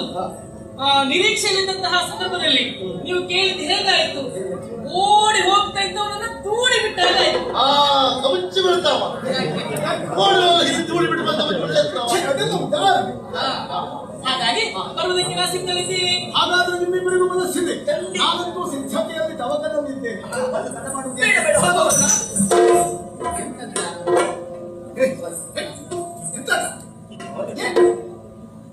ಯಾರನ್ನು ಯಾವತ್ತು ಕೇಳುವುದು ಅಂತ ಯಾವ್ದು ಕೇಳುದು? ಅವನು ತಿರ್ಗಾಟಕ್ಕೆ ಕರ್ಕೊಂಡು ಹೋಗ್ಬೇಡಿ, ಅವನು ಹಾಳು ಮಾಡ್ತಾನೆ ಇದ್ದವನ್ನೆಲ್ಲ ಅಂತ ಹೇಳ್ತೀನಿ. ಒಂದು ಮಾತೋಡೆ. ಒಂದು ಮಾತು. ಹೌದು. ಈಗ ನಿಮ್ಮೊಟ್ಟಿಗೆ ನಾನು ದಿಗ್ವಿಜಯಕ್ಕೆ ಬಂದವನೇ, ಕೆಲ ಕಾಲ ಒಟ್ಟಿಗೆ ಇದ್ದವನೇ. ಈಗ ನೀವೀಗ ಬಹಳ ಸಂತೋಷಕ್ಕಾಗಿ ಜಲಕ್ರೀಡೆ ವನವಿಹಾರ ಕೊಟ್ಟಿದ್ದೀರಿ. ನನಗೂ ಹಾಗೆ ಆಸೆ ಆಗ್ತಾ ಉಂಟು. ನಾನು ನಿಮ್ಮೊಟ್ಟಿಗೆ ಬರುವುದಾ? ಹೌದು. ನೀನು ಬರುವುದು ಹೌದು. ಜಲಕ್ರೀಡೆಗೆ. ಹೌದು. ನಮ್ಮನ್ನು ಸರಿಯಾಗಿ ನೋಡು. ಅದು ಗೊತ್ತಾಗಿದೆ. ನೀವು ಹೊರಡೋದು ನೋಡಿ. ಮೊದಲಿಗೆ ಮನೆಯರು, ಮುದಿಗಜಿಗೆ ಮನೆಯರು. ಹಾ, ಅದೇ ಅದೇ ಅದೇ ಹಂಸಗಮನೆಯರು ಎಲ್ಲ ಒಟ್ಟಿಗಿದ್ದಾರೆ ಅಂತಲ್ವಾ? ನಮಗೆ ಸಮಸ್ಯೆ ಇಲ್ಲ. ಮನೆ ಹೋಗಿ ಬರ್ತೇನೆ, ಹೆಂಡತಿ ಇದ್ದಾಳೆ, ಅವಳಿಗೆ ಕರ್ಕೊಂಡು ಬರ್ತೇನೆ. ಹಾ, ನೀನು ಸರಿ ಹೇಳಿದ ನನ್ನ ವಿಷಯ ಗೊತ್ತುಂಟು. ಎಂತ ಮಾತಾಡ್ತೀರಿ ನೀವು? ಯಾಕೆ ಇಲ್ಲಪ್ಪ, ಇವತ್ತಿನವರೆಗೆ ಏನು ಸಮಸ್ಯೆಯೂ ಆಗಲಿಲ್ಲ. ಸರಿ ಇಲ್ಲ ಅಂತ ಹೇಳಿದ್ರೆ ತಲೆ ಸರಿ ಇಲ್ಲ ಅಂತ ಹೇಳಿದ್ರೆ ಯಾಕೆ? ಆರೋಗ್ಯದ ಸ್ಥಿತಿ ಸರಿ ಇಲ್ಲ.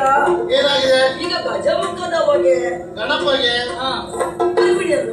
ನೀನು ಹೇಳಿದ್ದಲ್ವಾ ಹಾ. ಹೆಂಡತಿ ಹೆರಿಗೆಗೆ ತವರಿಗೆ ಹೋಗಿದ್ದಾಳೆ ಅಂತ. ತುಂಬು ಗರ್ಭಿಣಿ ತವರಿಗೆ ಹೋಗಿದ್ದಾಳೆ. ಆ ಗರ್ಭಿಣಿಯನ್ನು ಕರ್ಕೊಂಡು ಬಂದು ಏನು ಜಲಕ್ರೀಡೆ? ಅಂದ್ರೆ ಜಲಕ್ರೀಡೆ ಆಗುದಿಲ್ಲ, ತಪ್ಪೋತ್ಸವ ಆಗ್ತದೆ ಇವ್ರು ಹೇಳು. ಸುಧಾರಿಸ್ಕೊಳ್ಳು. ನಾನಾದ್ರೆ ಇವ್ರಿಗಿಂತ ಮಂಡೆ ಬಿಸಿ ಮಾರೇನೆ.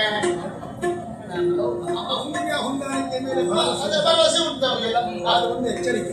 ನಾನು ನಿಮ್ಮ ಹತ್ರ ಹೋಗಿಲ್ಲ, ನಾನು ಮೇಲ್ಬದಿಗಿದ್ದೆ. ಬೇಡ, ಈ ಕೆಳಪದಿಯಲ್ಲಿ ಮೇಲ್ಬದಿಯಲ್ಲಿ ಉಪದ್ರ ಆಗ್ತದೆ ಅಂತ ಗೊತ್ತು. ಅದೇ ಅದೇ ಹೌದು. ತೈ ತೈ ತದ್ದಿನ ತದ್ದಿನ ತಾತೈ ತದ್ದಿನ ತೈ ತೈ ತದ್ದಿನ ತದ್ದಿನ ತಾತೈ ತದ್ದಿನ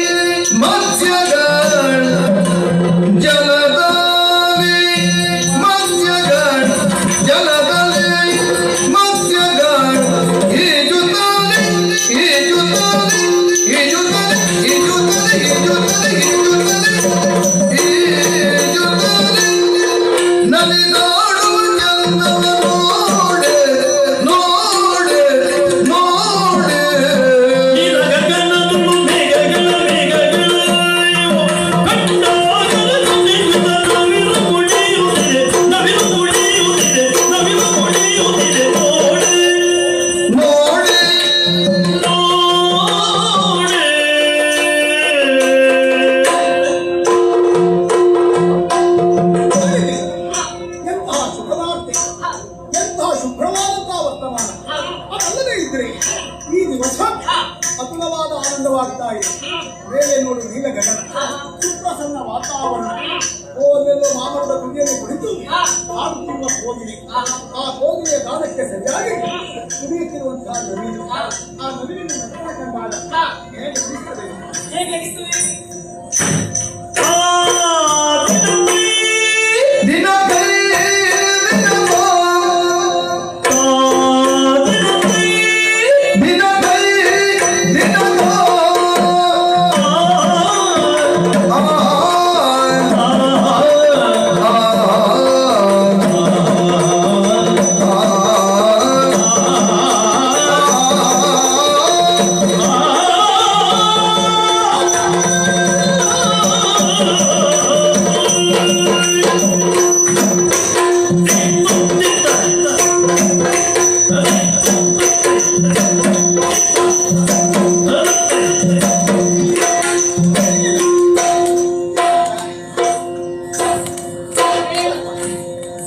ಜಲಜಾಕ್ಷಿಯೇ ಬಾ ಜಲಜಗಂಬಿನಿ ಜಲಕ್ರೀಡೆ ಆಡುವ ಬಾರೆ ಸಖಿ ಜಲಕ್ರೀಡೆ ಆಡುವ ಬಾರೆ ಸಖಿ ಆಡುವ ಬಾರೆ ಸಖಿ ನೀರಜ ಮುಖಿ ಬಾ ನೀರಜ ಗಂಧಿ ಬಾ ನೀರಜ ಮುಖಿ ಬಾ ನೀರಜ ಗಂಧಿ ಬಾ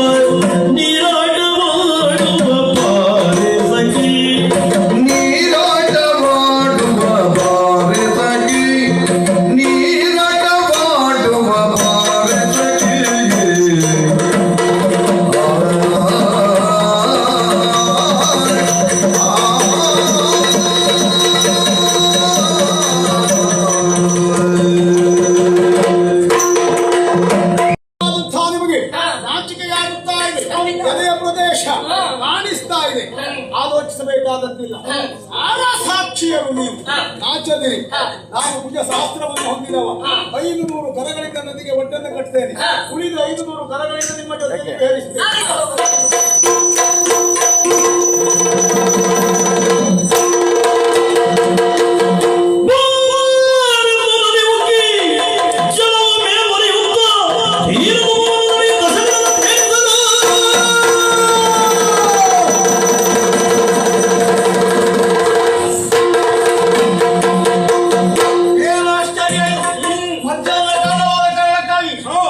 ಶಿವನನ್ನ ಪೂಜೆ ಮಾಡುವುದಕ್ಕೆ ಬೇಕಾಗಿ ದೇವನಾಸಕ್ತಿಯ ಕಾಲಕ್ಕೆ ಒಮ್ಮೆ ನದಿಯ ಉಕ್ಕೆಯಾಗಿ ಬಂತಲ್ಲ, ನನ್ನ ಪೂಜೆಯು ಭಂಗವಾಗಿ ಹೋಯಿತು. ಹಾಗಾದ್ರೆ ಇದಕ್ಕೆ ಕಾರಣ ಯಾರು? ನೋಡಿ ಬಂದೆ.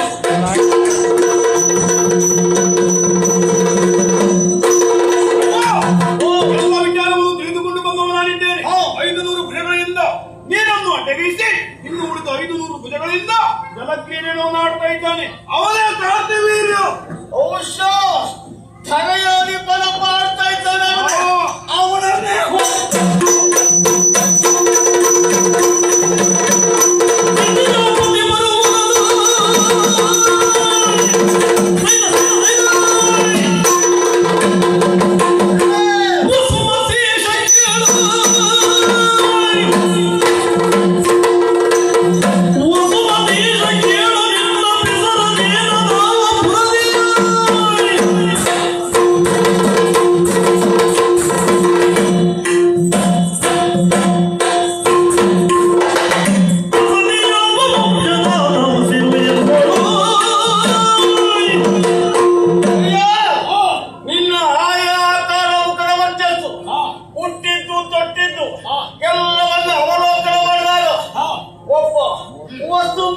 ಶಾಂತ ಅರ್ಥ ಮಾಡಿಕೊಳ್ಳಬಹುದು.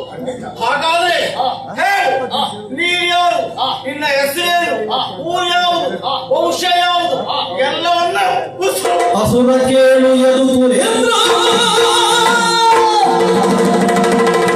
ಅಸುರ ಕೇಳು ಯದು ಸುರೇಂದ್ರ ಅಸುರ ಸಾಹಸಿ ಆತ್ಮವೀರ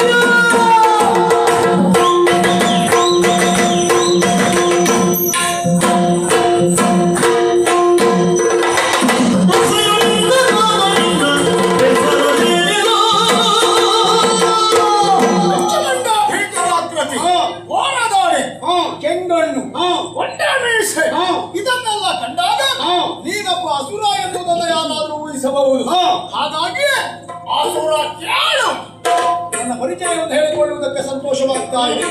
ನೀನು ನಿಂತಿರುವಂತಹ ಈ ನೆಲ ಮಾಹಿಷ್ಮತಿ ಎನ್ನುವುದಾಗಿ ಆಳುವ ದೊರೆ ಕೃತವೀರ್ಯ ಸಂಜಾತ ಕಾರ್ತವೀರ್ಯಾರ್ಜುನ ಹೈಹಯ ವಂಶಜ.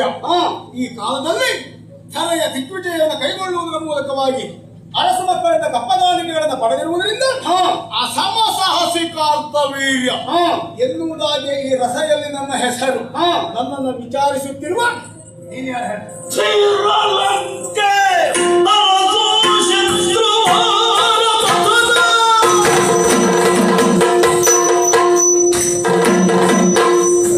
ಶ್ರೀರಂಗೆ ಅರಸು ಶತ್ರುವಾರ ಪಥನ ಬ್ರಹ್ಮವಂಶ ಶತ್ರುವಾರ ಪಥನ ಬ್ರಹ್ಮವಂಶ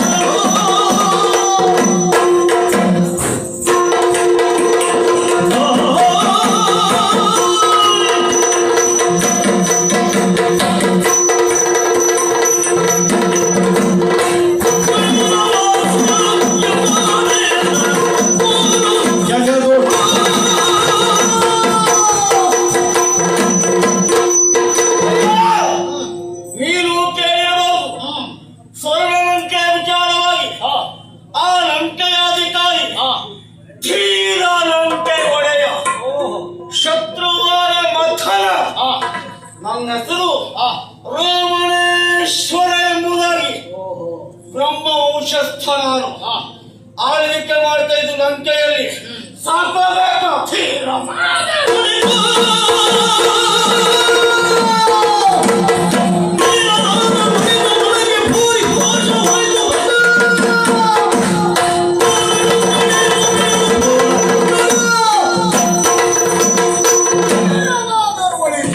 ಮನಸ್ಸಿಗೆ ಬಹಳ ಸಂತೋಷವಾಯಿತು.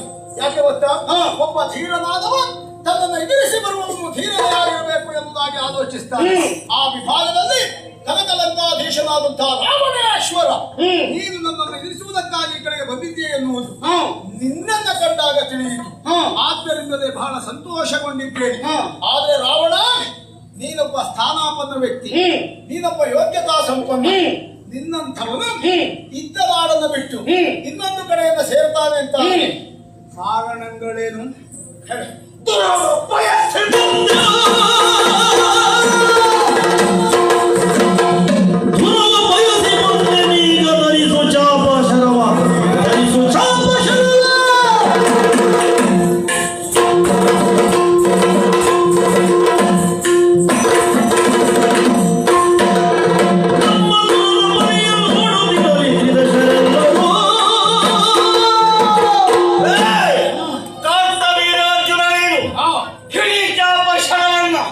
ನಿನ್ನಲ್ಲಿ ದುರವನ್ನ ಬಯಸಿ ಬಂದಿದ್ದೇನೆ. ಮಾಡು ಇದು ನಮ್ಮ ವೈರವಿಲ್ಲ ಪರಿಣಕ್ಷುತ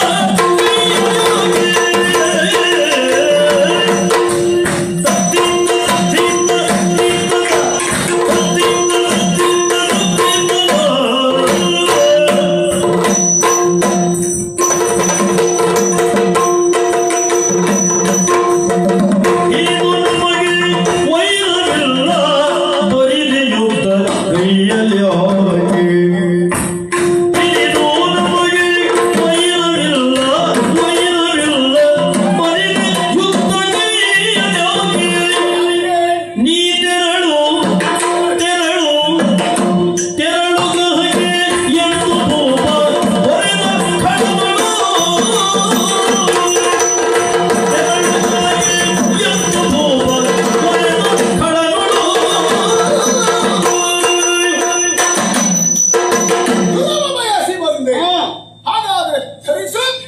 ಚಾಪಶರವ ಅಂತ ಆಹ್ವಾನ ಕೊಡ್ತಾ ಇದ್ಯಾ ರಾವಣ? ಯೋಚನೆ ಮಾಡಿ ನೋಡು. ಯುದ್ಧ ಎನ್ನುವುದು ನಮಗೇನು ಅನಪೇಕ್ಷಿತ ಅಲ್ಲ. ಹಾಗಂತ ಯುದ್ಧಕ್ಕೆ ಕಾರಣ ಎನ್ನುವುದು ಇರಲೇಬೇಕು. ನನಗೂ ನಿನಗೂ ಯಾವುದೇ ಪೂರ್ವದ್ವೇಷ ಇಲ್ಲ. ಅಂಥದ್ರಲ್ಲಿ ಕಾಲ್ಕೆರೆದು ಯುದ್ಧಕ್ಕೆ ಬಂದಿದ್ದೆ ಅಂತ ಆದ್ರೆ ಕಾರಣ ಏನು ಅಂತ ಬೇಡವಾ? ಬಂದ ದಾರಿಗೆ ಸುಂಕ ಇಲ್ಲ, ತೆರಳು. ಯುದ್ಧಕ್ಕೆ ಒಂದು ಕಾರಣ ಬೇಕು. ವಿಷಯ ಸತ್ಯವಾದರೂ ಕಾರಣ ಬೇಕೇ ಬೇಕು ಅಂತಿಲ್ಲ. ಹೆಣ್ಣು ಹೊನ್ನು ಮಣ್ಣು ಇವು ಮೂರು ಪ್ರಧಾನ ಕಾರಣವಾದರು. ಅದರ ಅವಶ್ಯಕತೆ ನನಗೂ ಇಲ್ಲ, ನಿನಗೂ ಇಲ್ಲ. ಹಾಗಿದ್ರೆ ಆದ್ರೂ ಬಯಸಿ ಒಂದೇ ಕಾರಣ ಏನು? ರಾವಣನ ಜಾಯಮಾನವೇ ಹಾಗೆ. ಎಲ್ಲಿ ಒಳ್ಳೆದುಂಟು ಅದನ್ನ ಒಂದು ಪಡೆಯುವುದು, ಅದೆಲ್ಲ ನಾಶ ಮಾಡುವುದು. ಒಳ್ಳೇದು ಕಂಡ್ರೆ ಆಗುವುದೇ ಇಲ್ಲ ನಿನಗೆ. ಪಡೆಯುವುದು ಸಿಗಲಿಲ್ವ ನಾಶ ಮಾಡುವುದು. ಒಂದು ನಿನಗೆ ಸಿಗದೆ ಇದ್ದದ್ದು ಈ ಪ್ರಪಂಚದಲ್ಲಿ ಯಾರಿಗೂ ಸಿಕ್ಕಬಾರ್ದು ಅಂತ ಅಷ್ಟೇ. ಹೊಟ್ಟೆಗೆ ಪರಮಪಿಂಡನೆ. ಜೊತೆಯಲ್ಲಿ ನಮಗಿಲ್ಲೊಬ್ಬ ಬಲಾಢ್ಯನಿದ್ದಾನೆ ಅಂತಾರೆ, ಅವನ ಬಲ ಎಷ್ಟುಂಟು ನೋಡುವ ಅಭ್ಯಾಸ ಮತ್ತೊಂದು. ಇನ್ನೊಂದು ಕ್ಷೇತ್ರ ವಿಸ್ತರಣೆ. ನನಗಿದು ಇನ್ನೂ ಆಸೆ ಉಂಟು. ಇನ್ನೆಂತದ್ದು ಏರ್ಬೇಕಾದಷ್ಟು ಹತ್ರ ಏರಿ ಆಯ್ತು, ಸಿಗ್ಬೇಕಾದ ಜಾಗ ನಿನಗೆ ಸಿಕ್ಕಿ ಆಯ್ತು. ಇನ್ನೆಲ್ಲೂ ಇದೇ ತಪ್ಪು ತಿಳುವಳಿಕೆ. ಯಾಕೆ ಜಾಗ ಸಿಕ್ಕಿದ್ದವರು ಅಂದ್ರೆ ಗೊತ್ತಿಲ್ಲ ಅಂತ ಅದು ಅಲ್ಲ, ಅದನ್ನ ಶಾಶ್ವತವಾಗಿ ಉಳಿಸಿಕೊಳ್ಳಬೇಕು ಅಂತಾದ್ರೆ ಅಲ್ಲಲ್ಲಿ ತಲೆ ಎತ್ತುವನ್ನೆಲ್ಲ ಕಲಿತಾ ಇರಬೇಕು ನಾವು. ಹಾಗಾಗಿ ನೀನೊಬ್ಬ ತಲೆ ಎತ್ತಾ ಇದ್ದೆ ಅಂತ ನನಗೆ ಗೊತ್ತಾಯ್ತು. ಇಲ್ಲಿ ನೋಡಿ ನಾಳೆ ಬಲಾಢ್ಯನಾಗಿ ಕಳಂಕದಂಕೆ ಅಂತ ದೃಷ್ಟಿ ಇಟ್ರೆ ಹಾಗ ಆಲೋಚನೆ ಮಾಡುವುದು ಬೇಡ. ನಾನ್ ತಲೆ ಎತ್ತುತ್ತಾ ಇದ್ದದ್ದೇ ಹೌದಾದ್ರು ತೀರಾ ನೀನಿತ್ತ ಜಾಗಕ್ಕೆಲ್ಲ ಬಂದು ನಿನ್ನ ಕೈ ಕೊಡುವ ಪ್ರಶ್ನೆಯೇ ಇಲ್ಲ. ಎಲ್ಲಾದ್ರೂ ಅಪರೂಪಕ್ಕೆ ದಿವಸ ಬಂದು ಹೋದೇನು ಬಿಟ್ಟರೆ ನಿನ್ನ ಜಾಗಕ್ಕೆ ತೊಂದರೆ ಇಲ್ಲ. ಯೋಚನೆ ಮಾಡಿ. ಹಾಗೆ ಅಪರೂಪಕ್ಕೆ ಬರ್ಲಿಕ್ಕೆ ನಮ್ಮದು ಲಂಕೆ ದಾಟಿ ಬರಬೇಕು, ಬಿಡು ವಿಷಯವಲ್ಲ. ಅದು ನಿನ್ನ ಸಹಕಾರದಿಂದಲೇ ಬರಬೇಕು. ಅದಲ್ಲ, ಕಾರಣ ಇಲ್ಲದೆ ಯುದ್ಧ ಅಲ್ಲ. ಏನು ಕಾರಣ? ಇಬ್ಬರು ವ್ಯಕ್ತಿಗಳು ಹೋರಾಟ ಮಾಡುತ್ತಾರೆ. ಆ ಹೋರಾಟದಲ್ಲಿ ಗೆಲುವು ಯಾರಿಗೆ ಒಂದು ನಿರ್ಣಯ ಇರ್ತದೆ. ಆ ಜಟ್ಟಿಗಳಿಗೇನು ವೈರತ್ವ ಇರ್ತದ? ಇರುವುದಿಲ್ಲ. ಪೂರ್ವದ್ವೇಷ ಇರ್ತದ? ಯಾರು ಶ್ರೇಷ್ಠ ಪದಾರ್ಥರು ಎನ್ನುವುದೇ ಪ್ರಶ್ನೆ. ಇಲ್ಲೂ ಅದೇ. ಬಲಾಢ್ಯ ಯಾರು? ನಾನು ನೀನು. ಆದ್ರೆ ಆ ಸ್ಪರ್ಧೆಯಲ್ಲಿ ನಿರ್ಣಯ ಮಾಡುವುದಕ್ಕೆ ನಿರ್ಣಾಯಕರು ಅಂತ ಇರ್ತಾರೆ. ಇಲ್ಲಿ ನಮ್ಮಿಬ್ಬರಲ್ಲಿ ಯಾರಿದ್ದಾರೆ? ಬಹುಮಾನ ಇದ್ದಲ್ಲಿ ನಿರ್ಣಾಯಕರು ಬೇಕು. ಬಹುಮತ ಇದ್ದಲ್ಲಿ, ಬಹುಮಾನ ಇದ್ದಲ್ಲಿ ಅಂದ್ರೆ ಸ್ಪರ್ಧೆಯಲ್ಲಿ ಗೆದ್ದವನಿಗೆ ಹೇಗೆ ಕೊಡುವುದುಂಟಲ್ಲ, ಇಲ್ಲ ಆಗಲ್ಲ. ಬಹುಮಾನ ಇಲ್ಲ ಒಂದು. ಇನ್ನೊಂದು ಆತ್ಮತೃಪ್ತಿ ಬಹಳ ಪ್ರಧಾನ. ನಮ್ಮ ಮನಸ್ಥಿತಿಗಳು ಶುದ್ಧವಾಗಿ ಉಂಟು ಅಂತ ತಿಳ್ಕೊಂಡು ನಾನು ಯುದ್ಧ ಮಾಡಿ ಪ್ರಾರಂಭಿಸ್ತೇನೆ. ಆದ್ರೆ ಒಂದು ನೆನಪಿಟ್ಟಿದೆ, ಏನು? ಕ್ಷೇತ್ರ ನಿನ್ನದ್ದಲ್ಲ, ನಿನ್ನ ಲಂಕೆಗೆ ನಾನು ಬಂದದ್ದಲ್ಲ, ಮಾಹಿಷ್ಮತಿಗೆ ನೀನು ಬಂದದ್ದು. ಹೌದು. ಕ್ಷೇತ್ರ ನನ್ನದ್ದು. ನಾವಿಲ್ಲಿ ಹೆಸರು ಮಾಡಿ ಖ್ಯಾತರಾಗಿ ಕೆಲವು ವರ್ಷ ಆಯಿತು. ಹಾಗಾಗಿ ನನ್ನ ಸ್ಥಾನವನ್ನ ಅಲುಗಾಡಿಸುವುದಕ್ಕೆ ನೀನು ಬಂದ್ರೆ ತಲೆ ತಗ್ಗಿಸಬೇಕಾಗಿತ್ತು ಶಾಸ್ತ್ರ.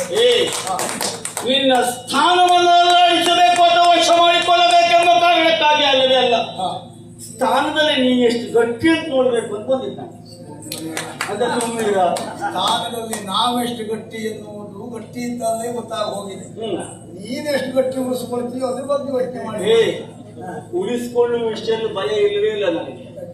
ಕಾರಣ ಪರಶಿವನಿಂದ ಅನುಗ್ರಹಕ್ಕೊಳಗಾದವ, ಬ್ರಹ್ಮನಿಂದ ವರ ಪಡೆದವ ನಾನು. ಆ ಭಯ ನನಗಿಲ್ಲ. ಇನ್ನೂ 4 ಜನ ತಾಗಬೇಕು ಅಂತ ನನಗೆ. ಇನ್ನೊಂದು 2 ವರ್ಷ ಹೋಗಲಿ, ಅದೇ ಪರಶಿವ ಬ್ರಹ್ಮ ಇಬ್ರು ನಿಂತ ಬೀಸಾಡ್ತಾ ಇದ್ರೆ ಹಾಗೆ ಬಿಸಾಡ್ತಾರಂತೆ ಪರಶಿವನೇ ಹೋಗ್ಬೇಕು, ನಾ ಹೋಗುದಿಲ್ಲ.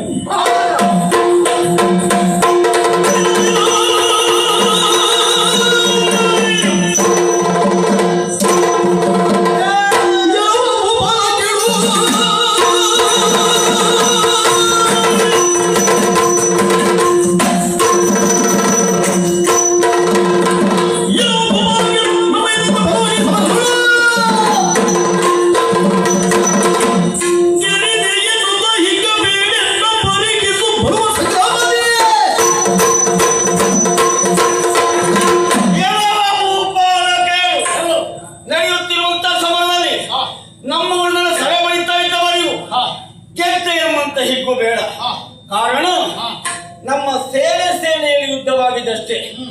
ಅರಸರು ಅಥವಾ ನಾಯಕರು ಮುಖಾಮುಖಿ ಆಗಲಿಲ್ಲ. ಈಗ ರಕ್ಕಸರಿಗೆ ನಾಯಕ ನಾನಿದ್ದೇನೆ, ಮಾನವರಿಗೆ ನಾಯಕ ನೀನಿದ್ದೀಯ. ನಾಯಕರ ಹೋರಾಟ ಪ್ರಾರಂಭ. ಈಗ ನಿರ್ಣಯ ನಿನ್ನ ವಿಷಯ ಗೊತ್ತಿಲ್ಲದೆ ಇದ್ದವರಿಗೆ ನೀನು ಏನು ಅಂತ ತಿಳ್ಕೊಂಡವರಿಗೆ ಹೆದರಿಕೆ ಆಗಬಹುದು. ನಿನ್ನ ಚರಿತ್ರೆ ಗೊತ್ತಿದ್ದ ನನಗ ರಾವಣ ಲೋಕವ್ಯಾಪಿ, ಆದ್ರಿಂದಲೇ ಗೊತ್ತಿದ್ದ. ಏನು ಗೊತ್ತುಂಟು? ಬಹಳ ಉಂಟು. ಹೇಳು. ವರ ವೀರೋಚನ ಪುತ್ರನು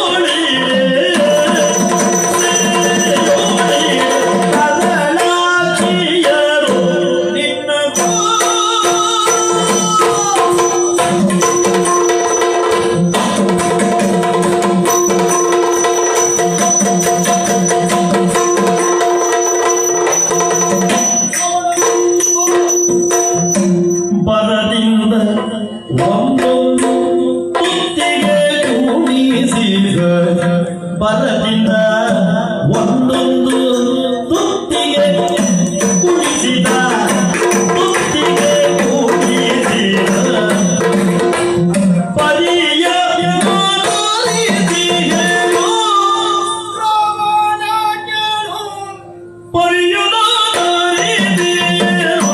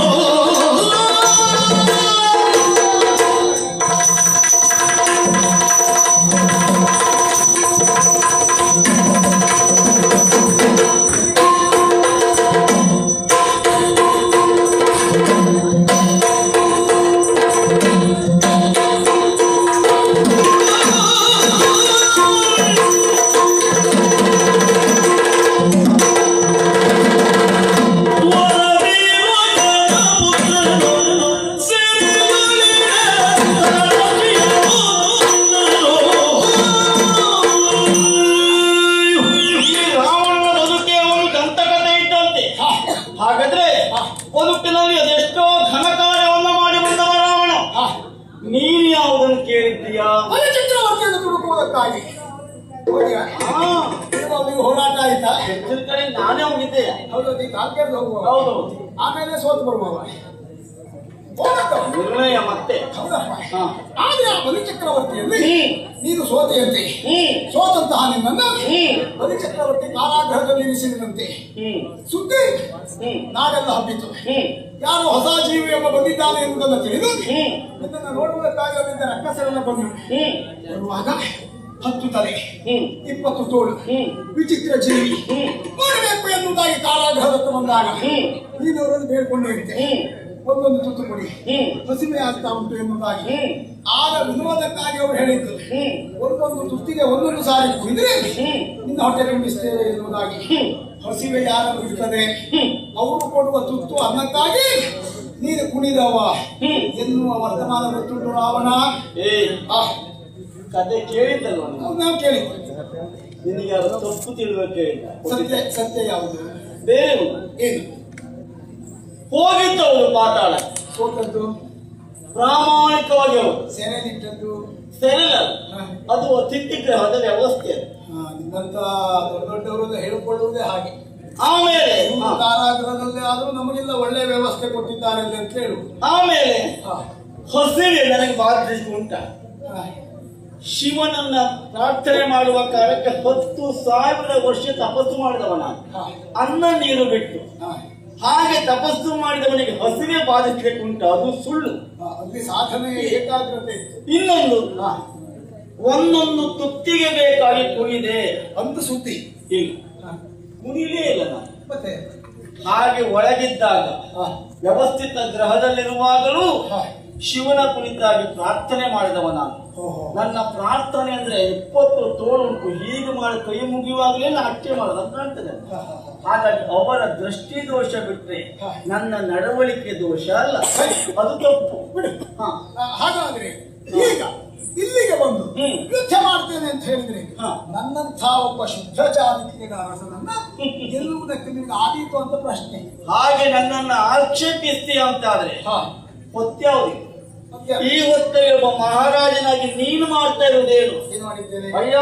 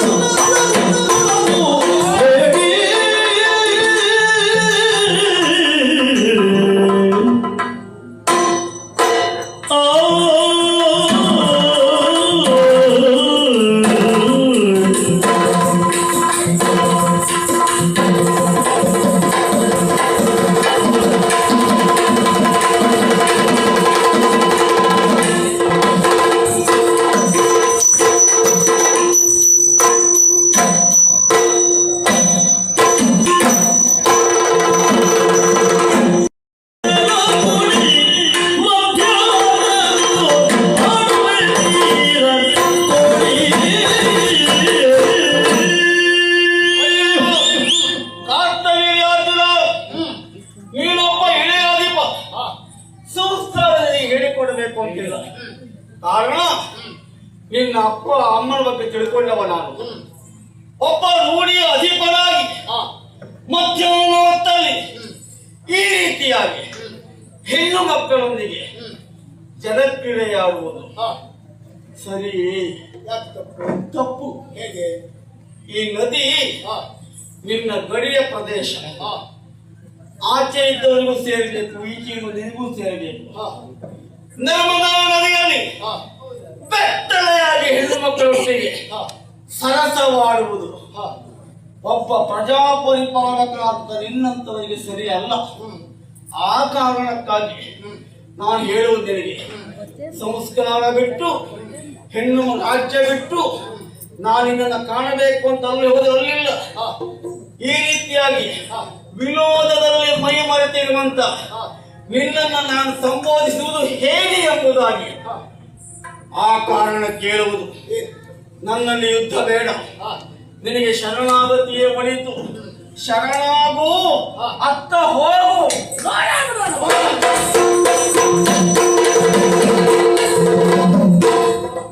ಹೊರಗುಟ್ಟ ಶಕ್ತಿವಾದ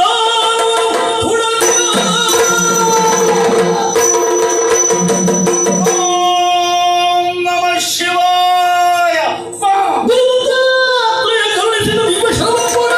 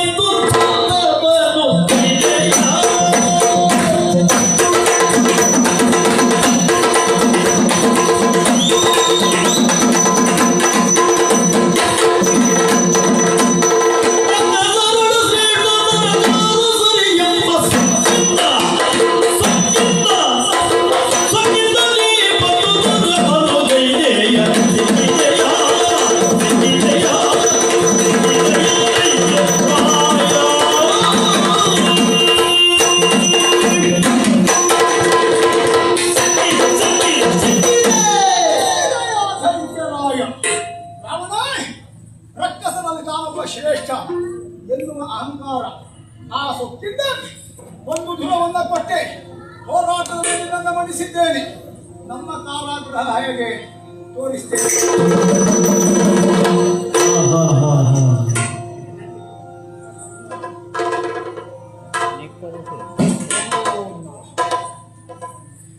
ಏನು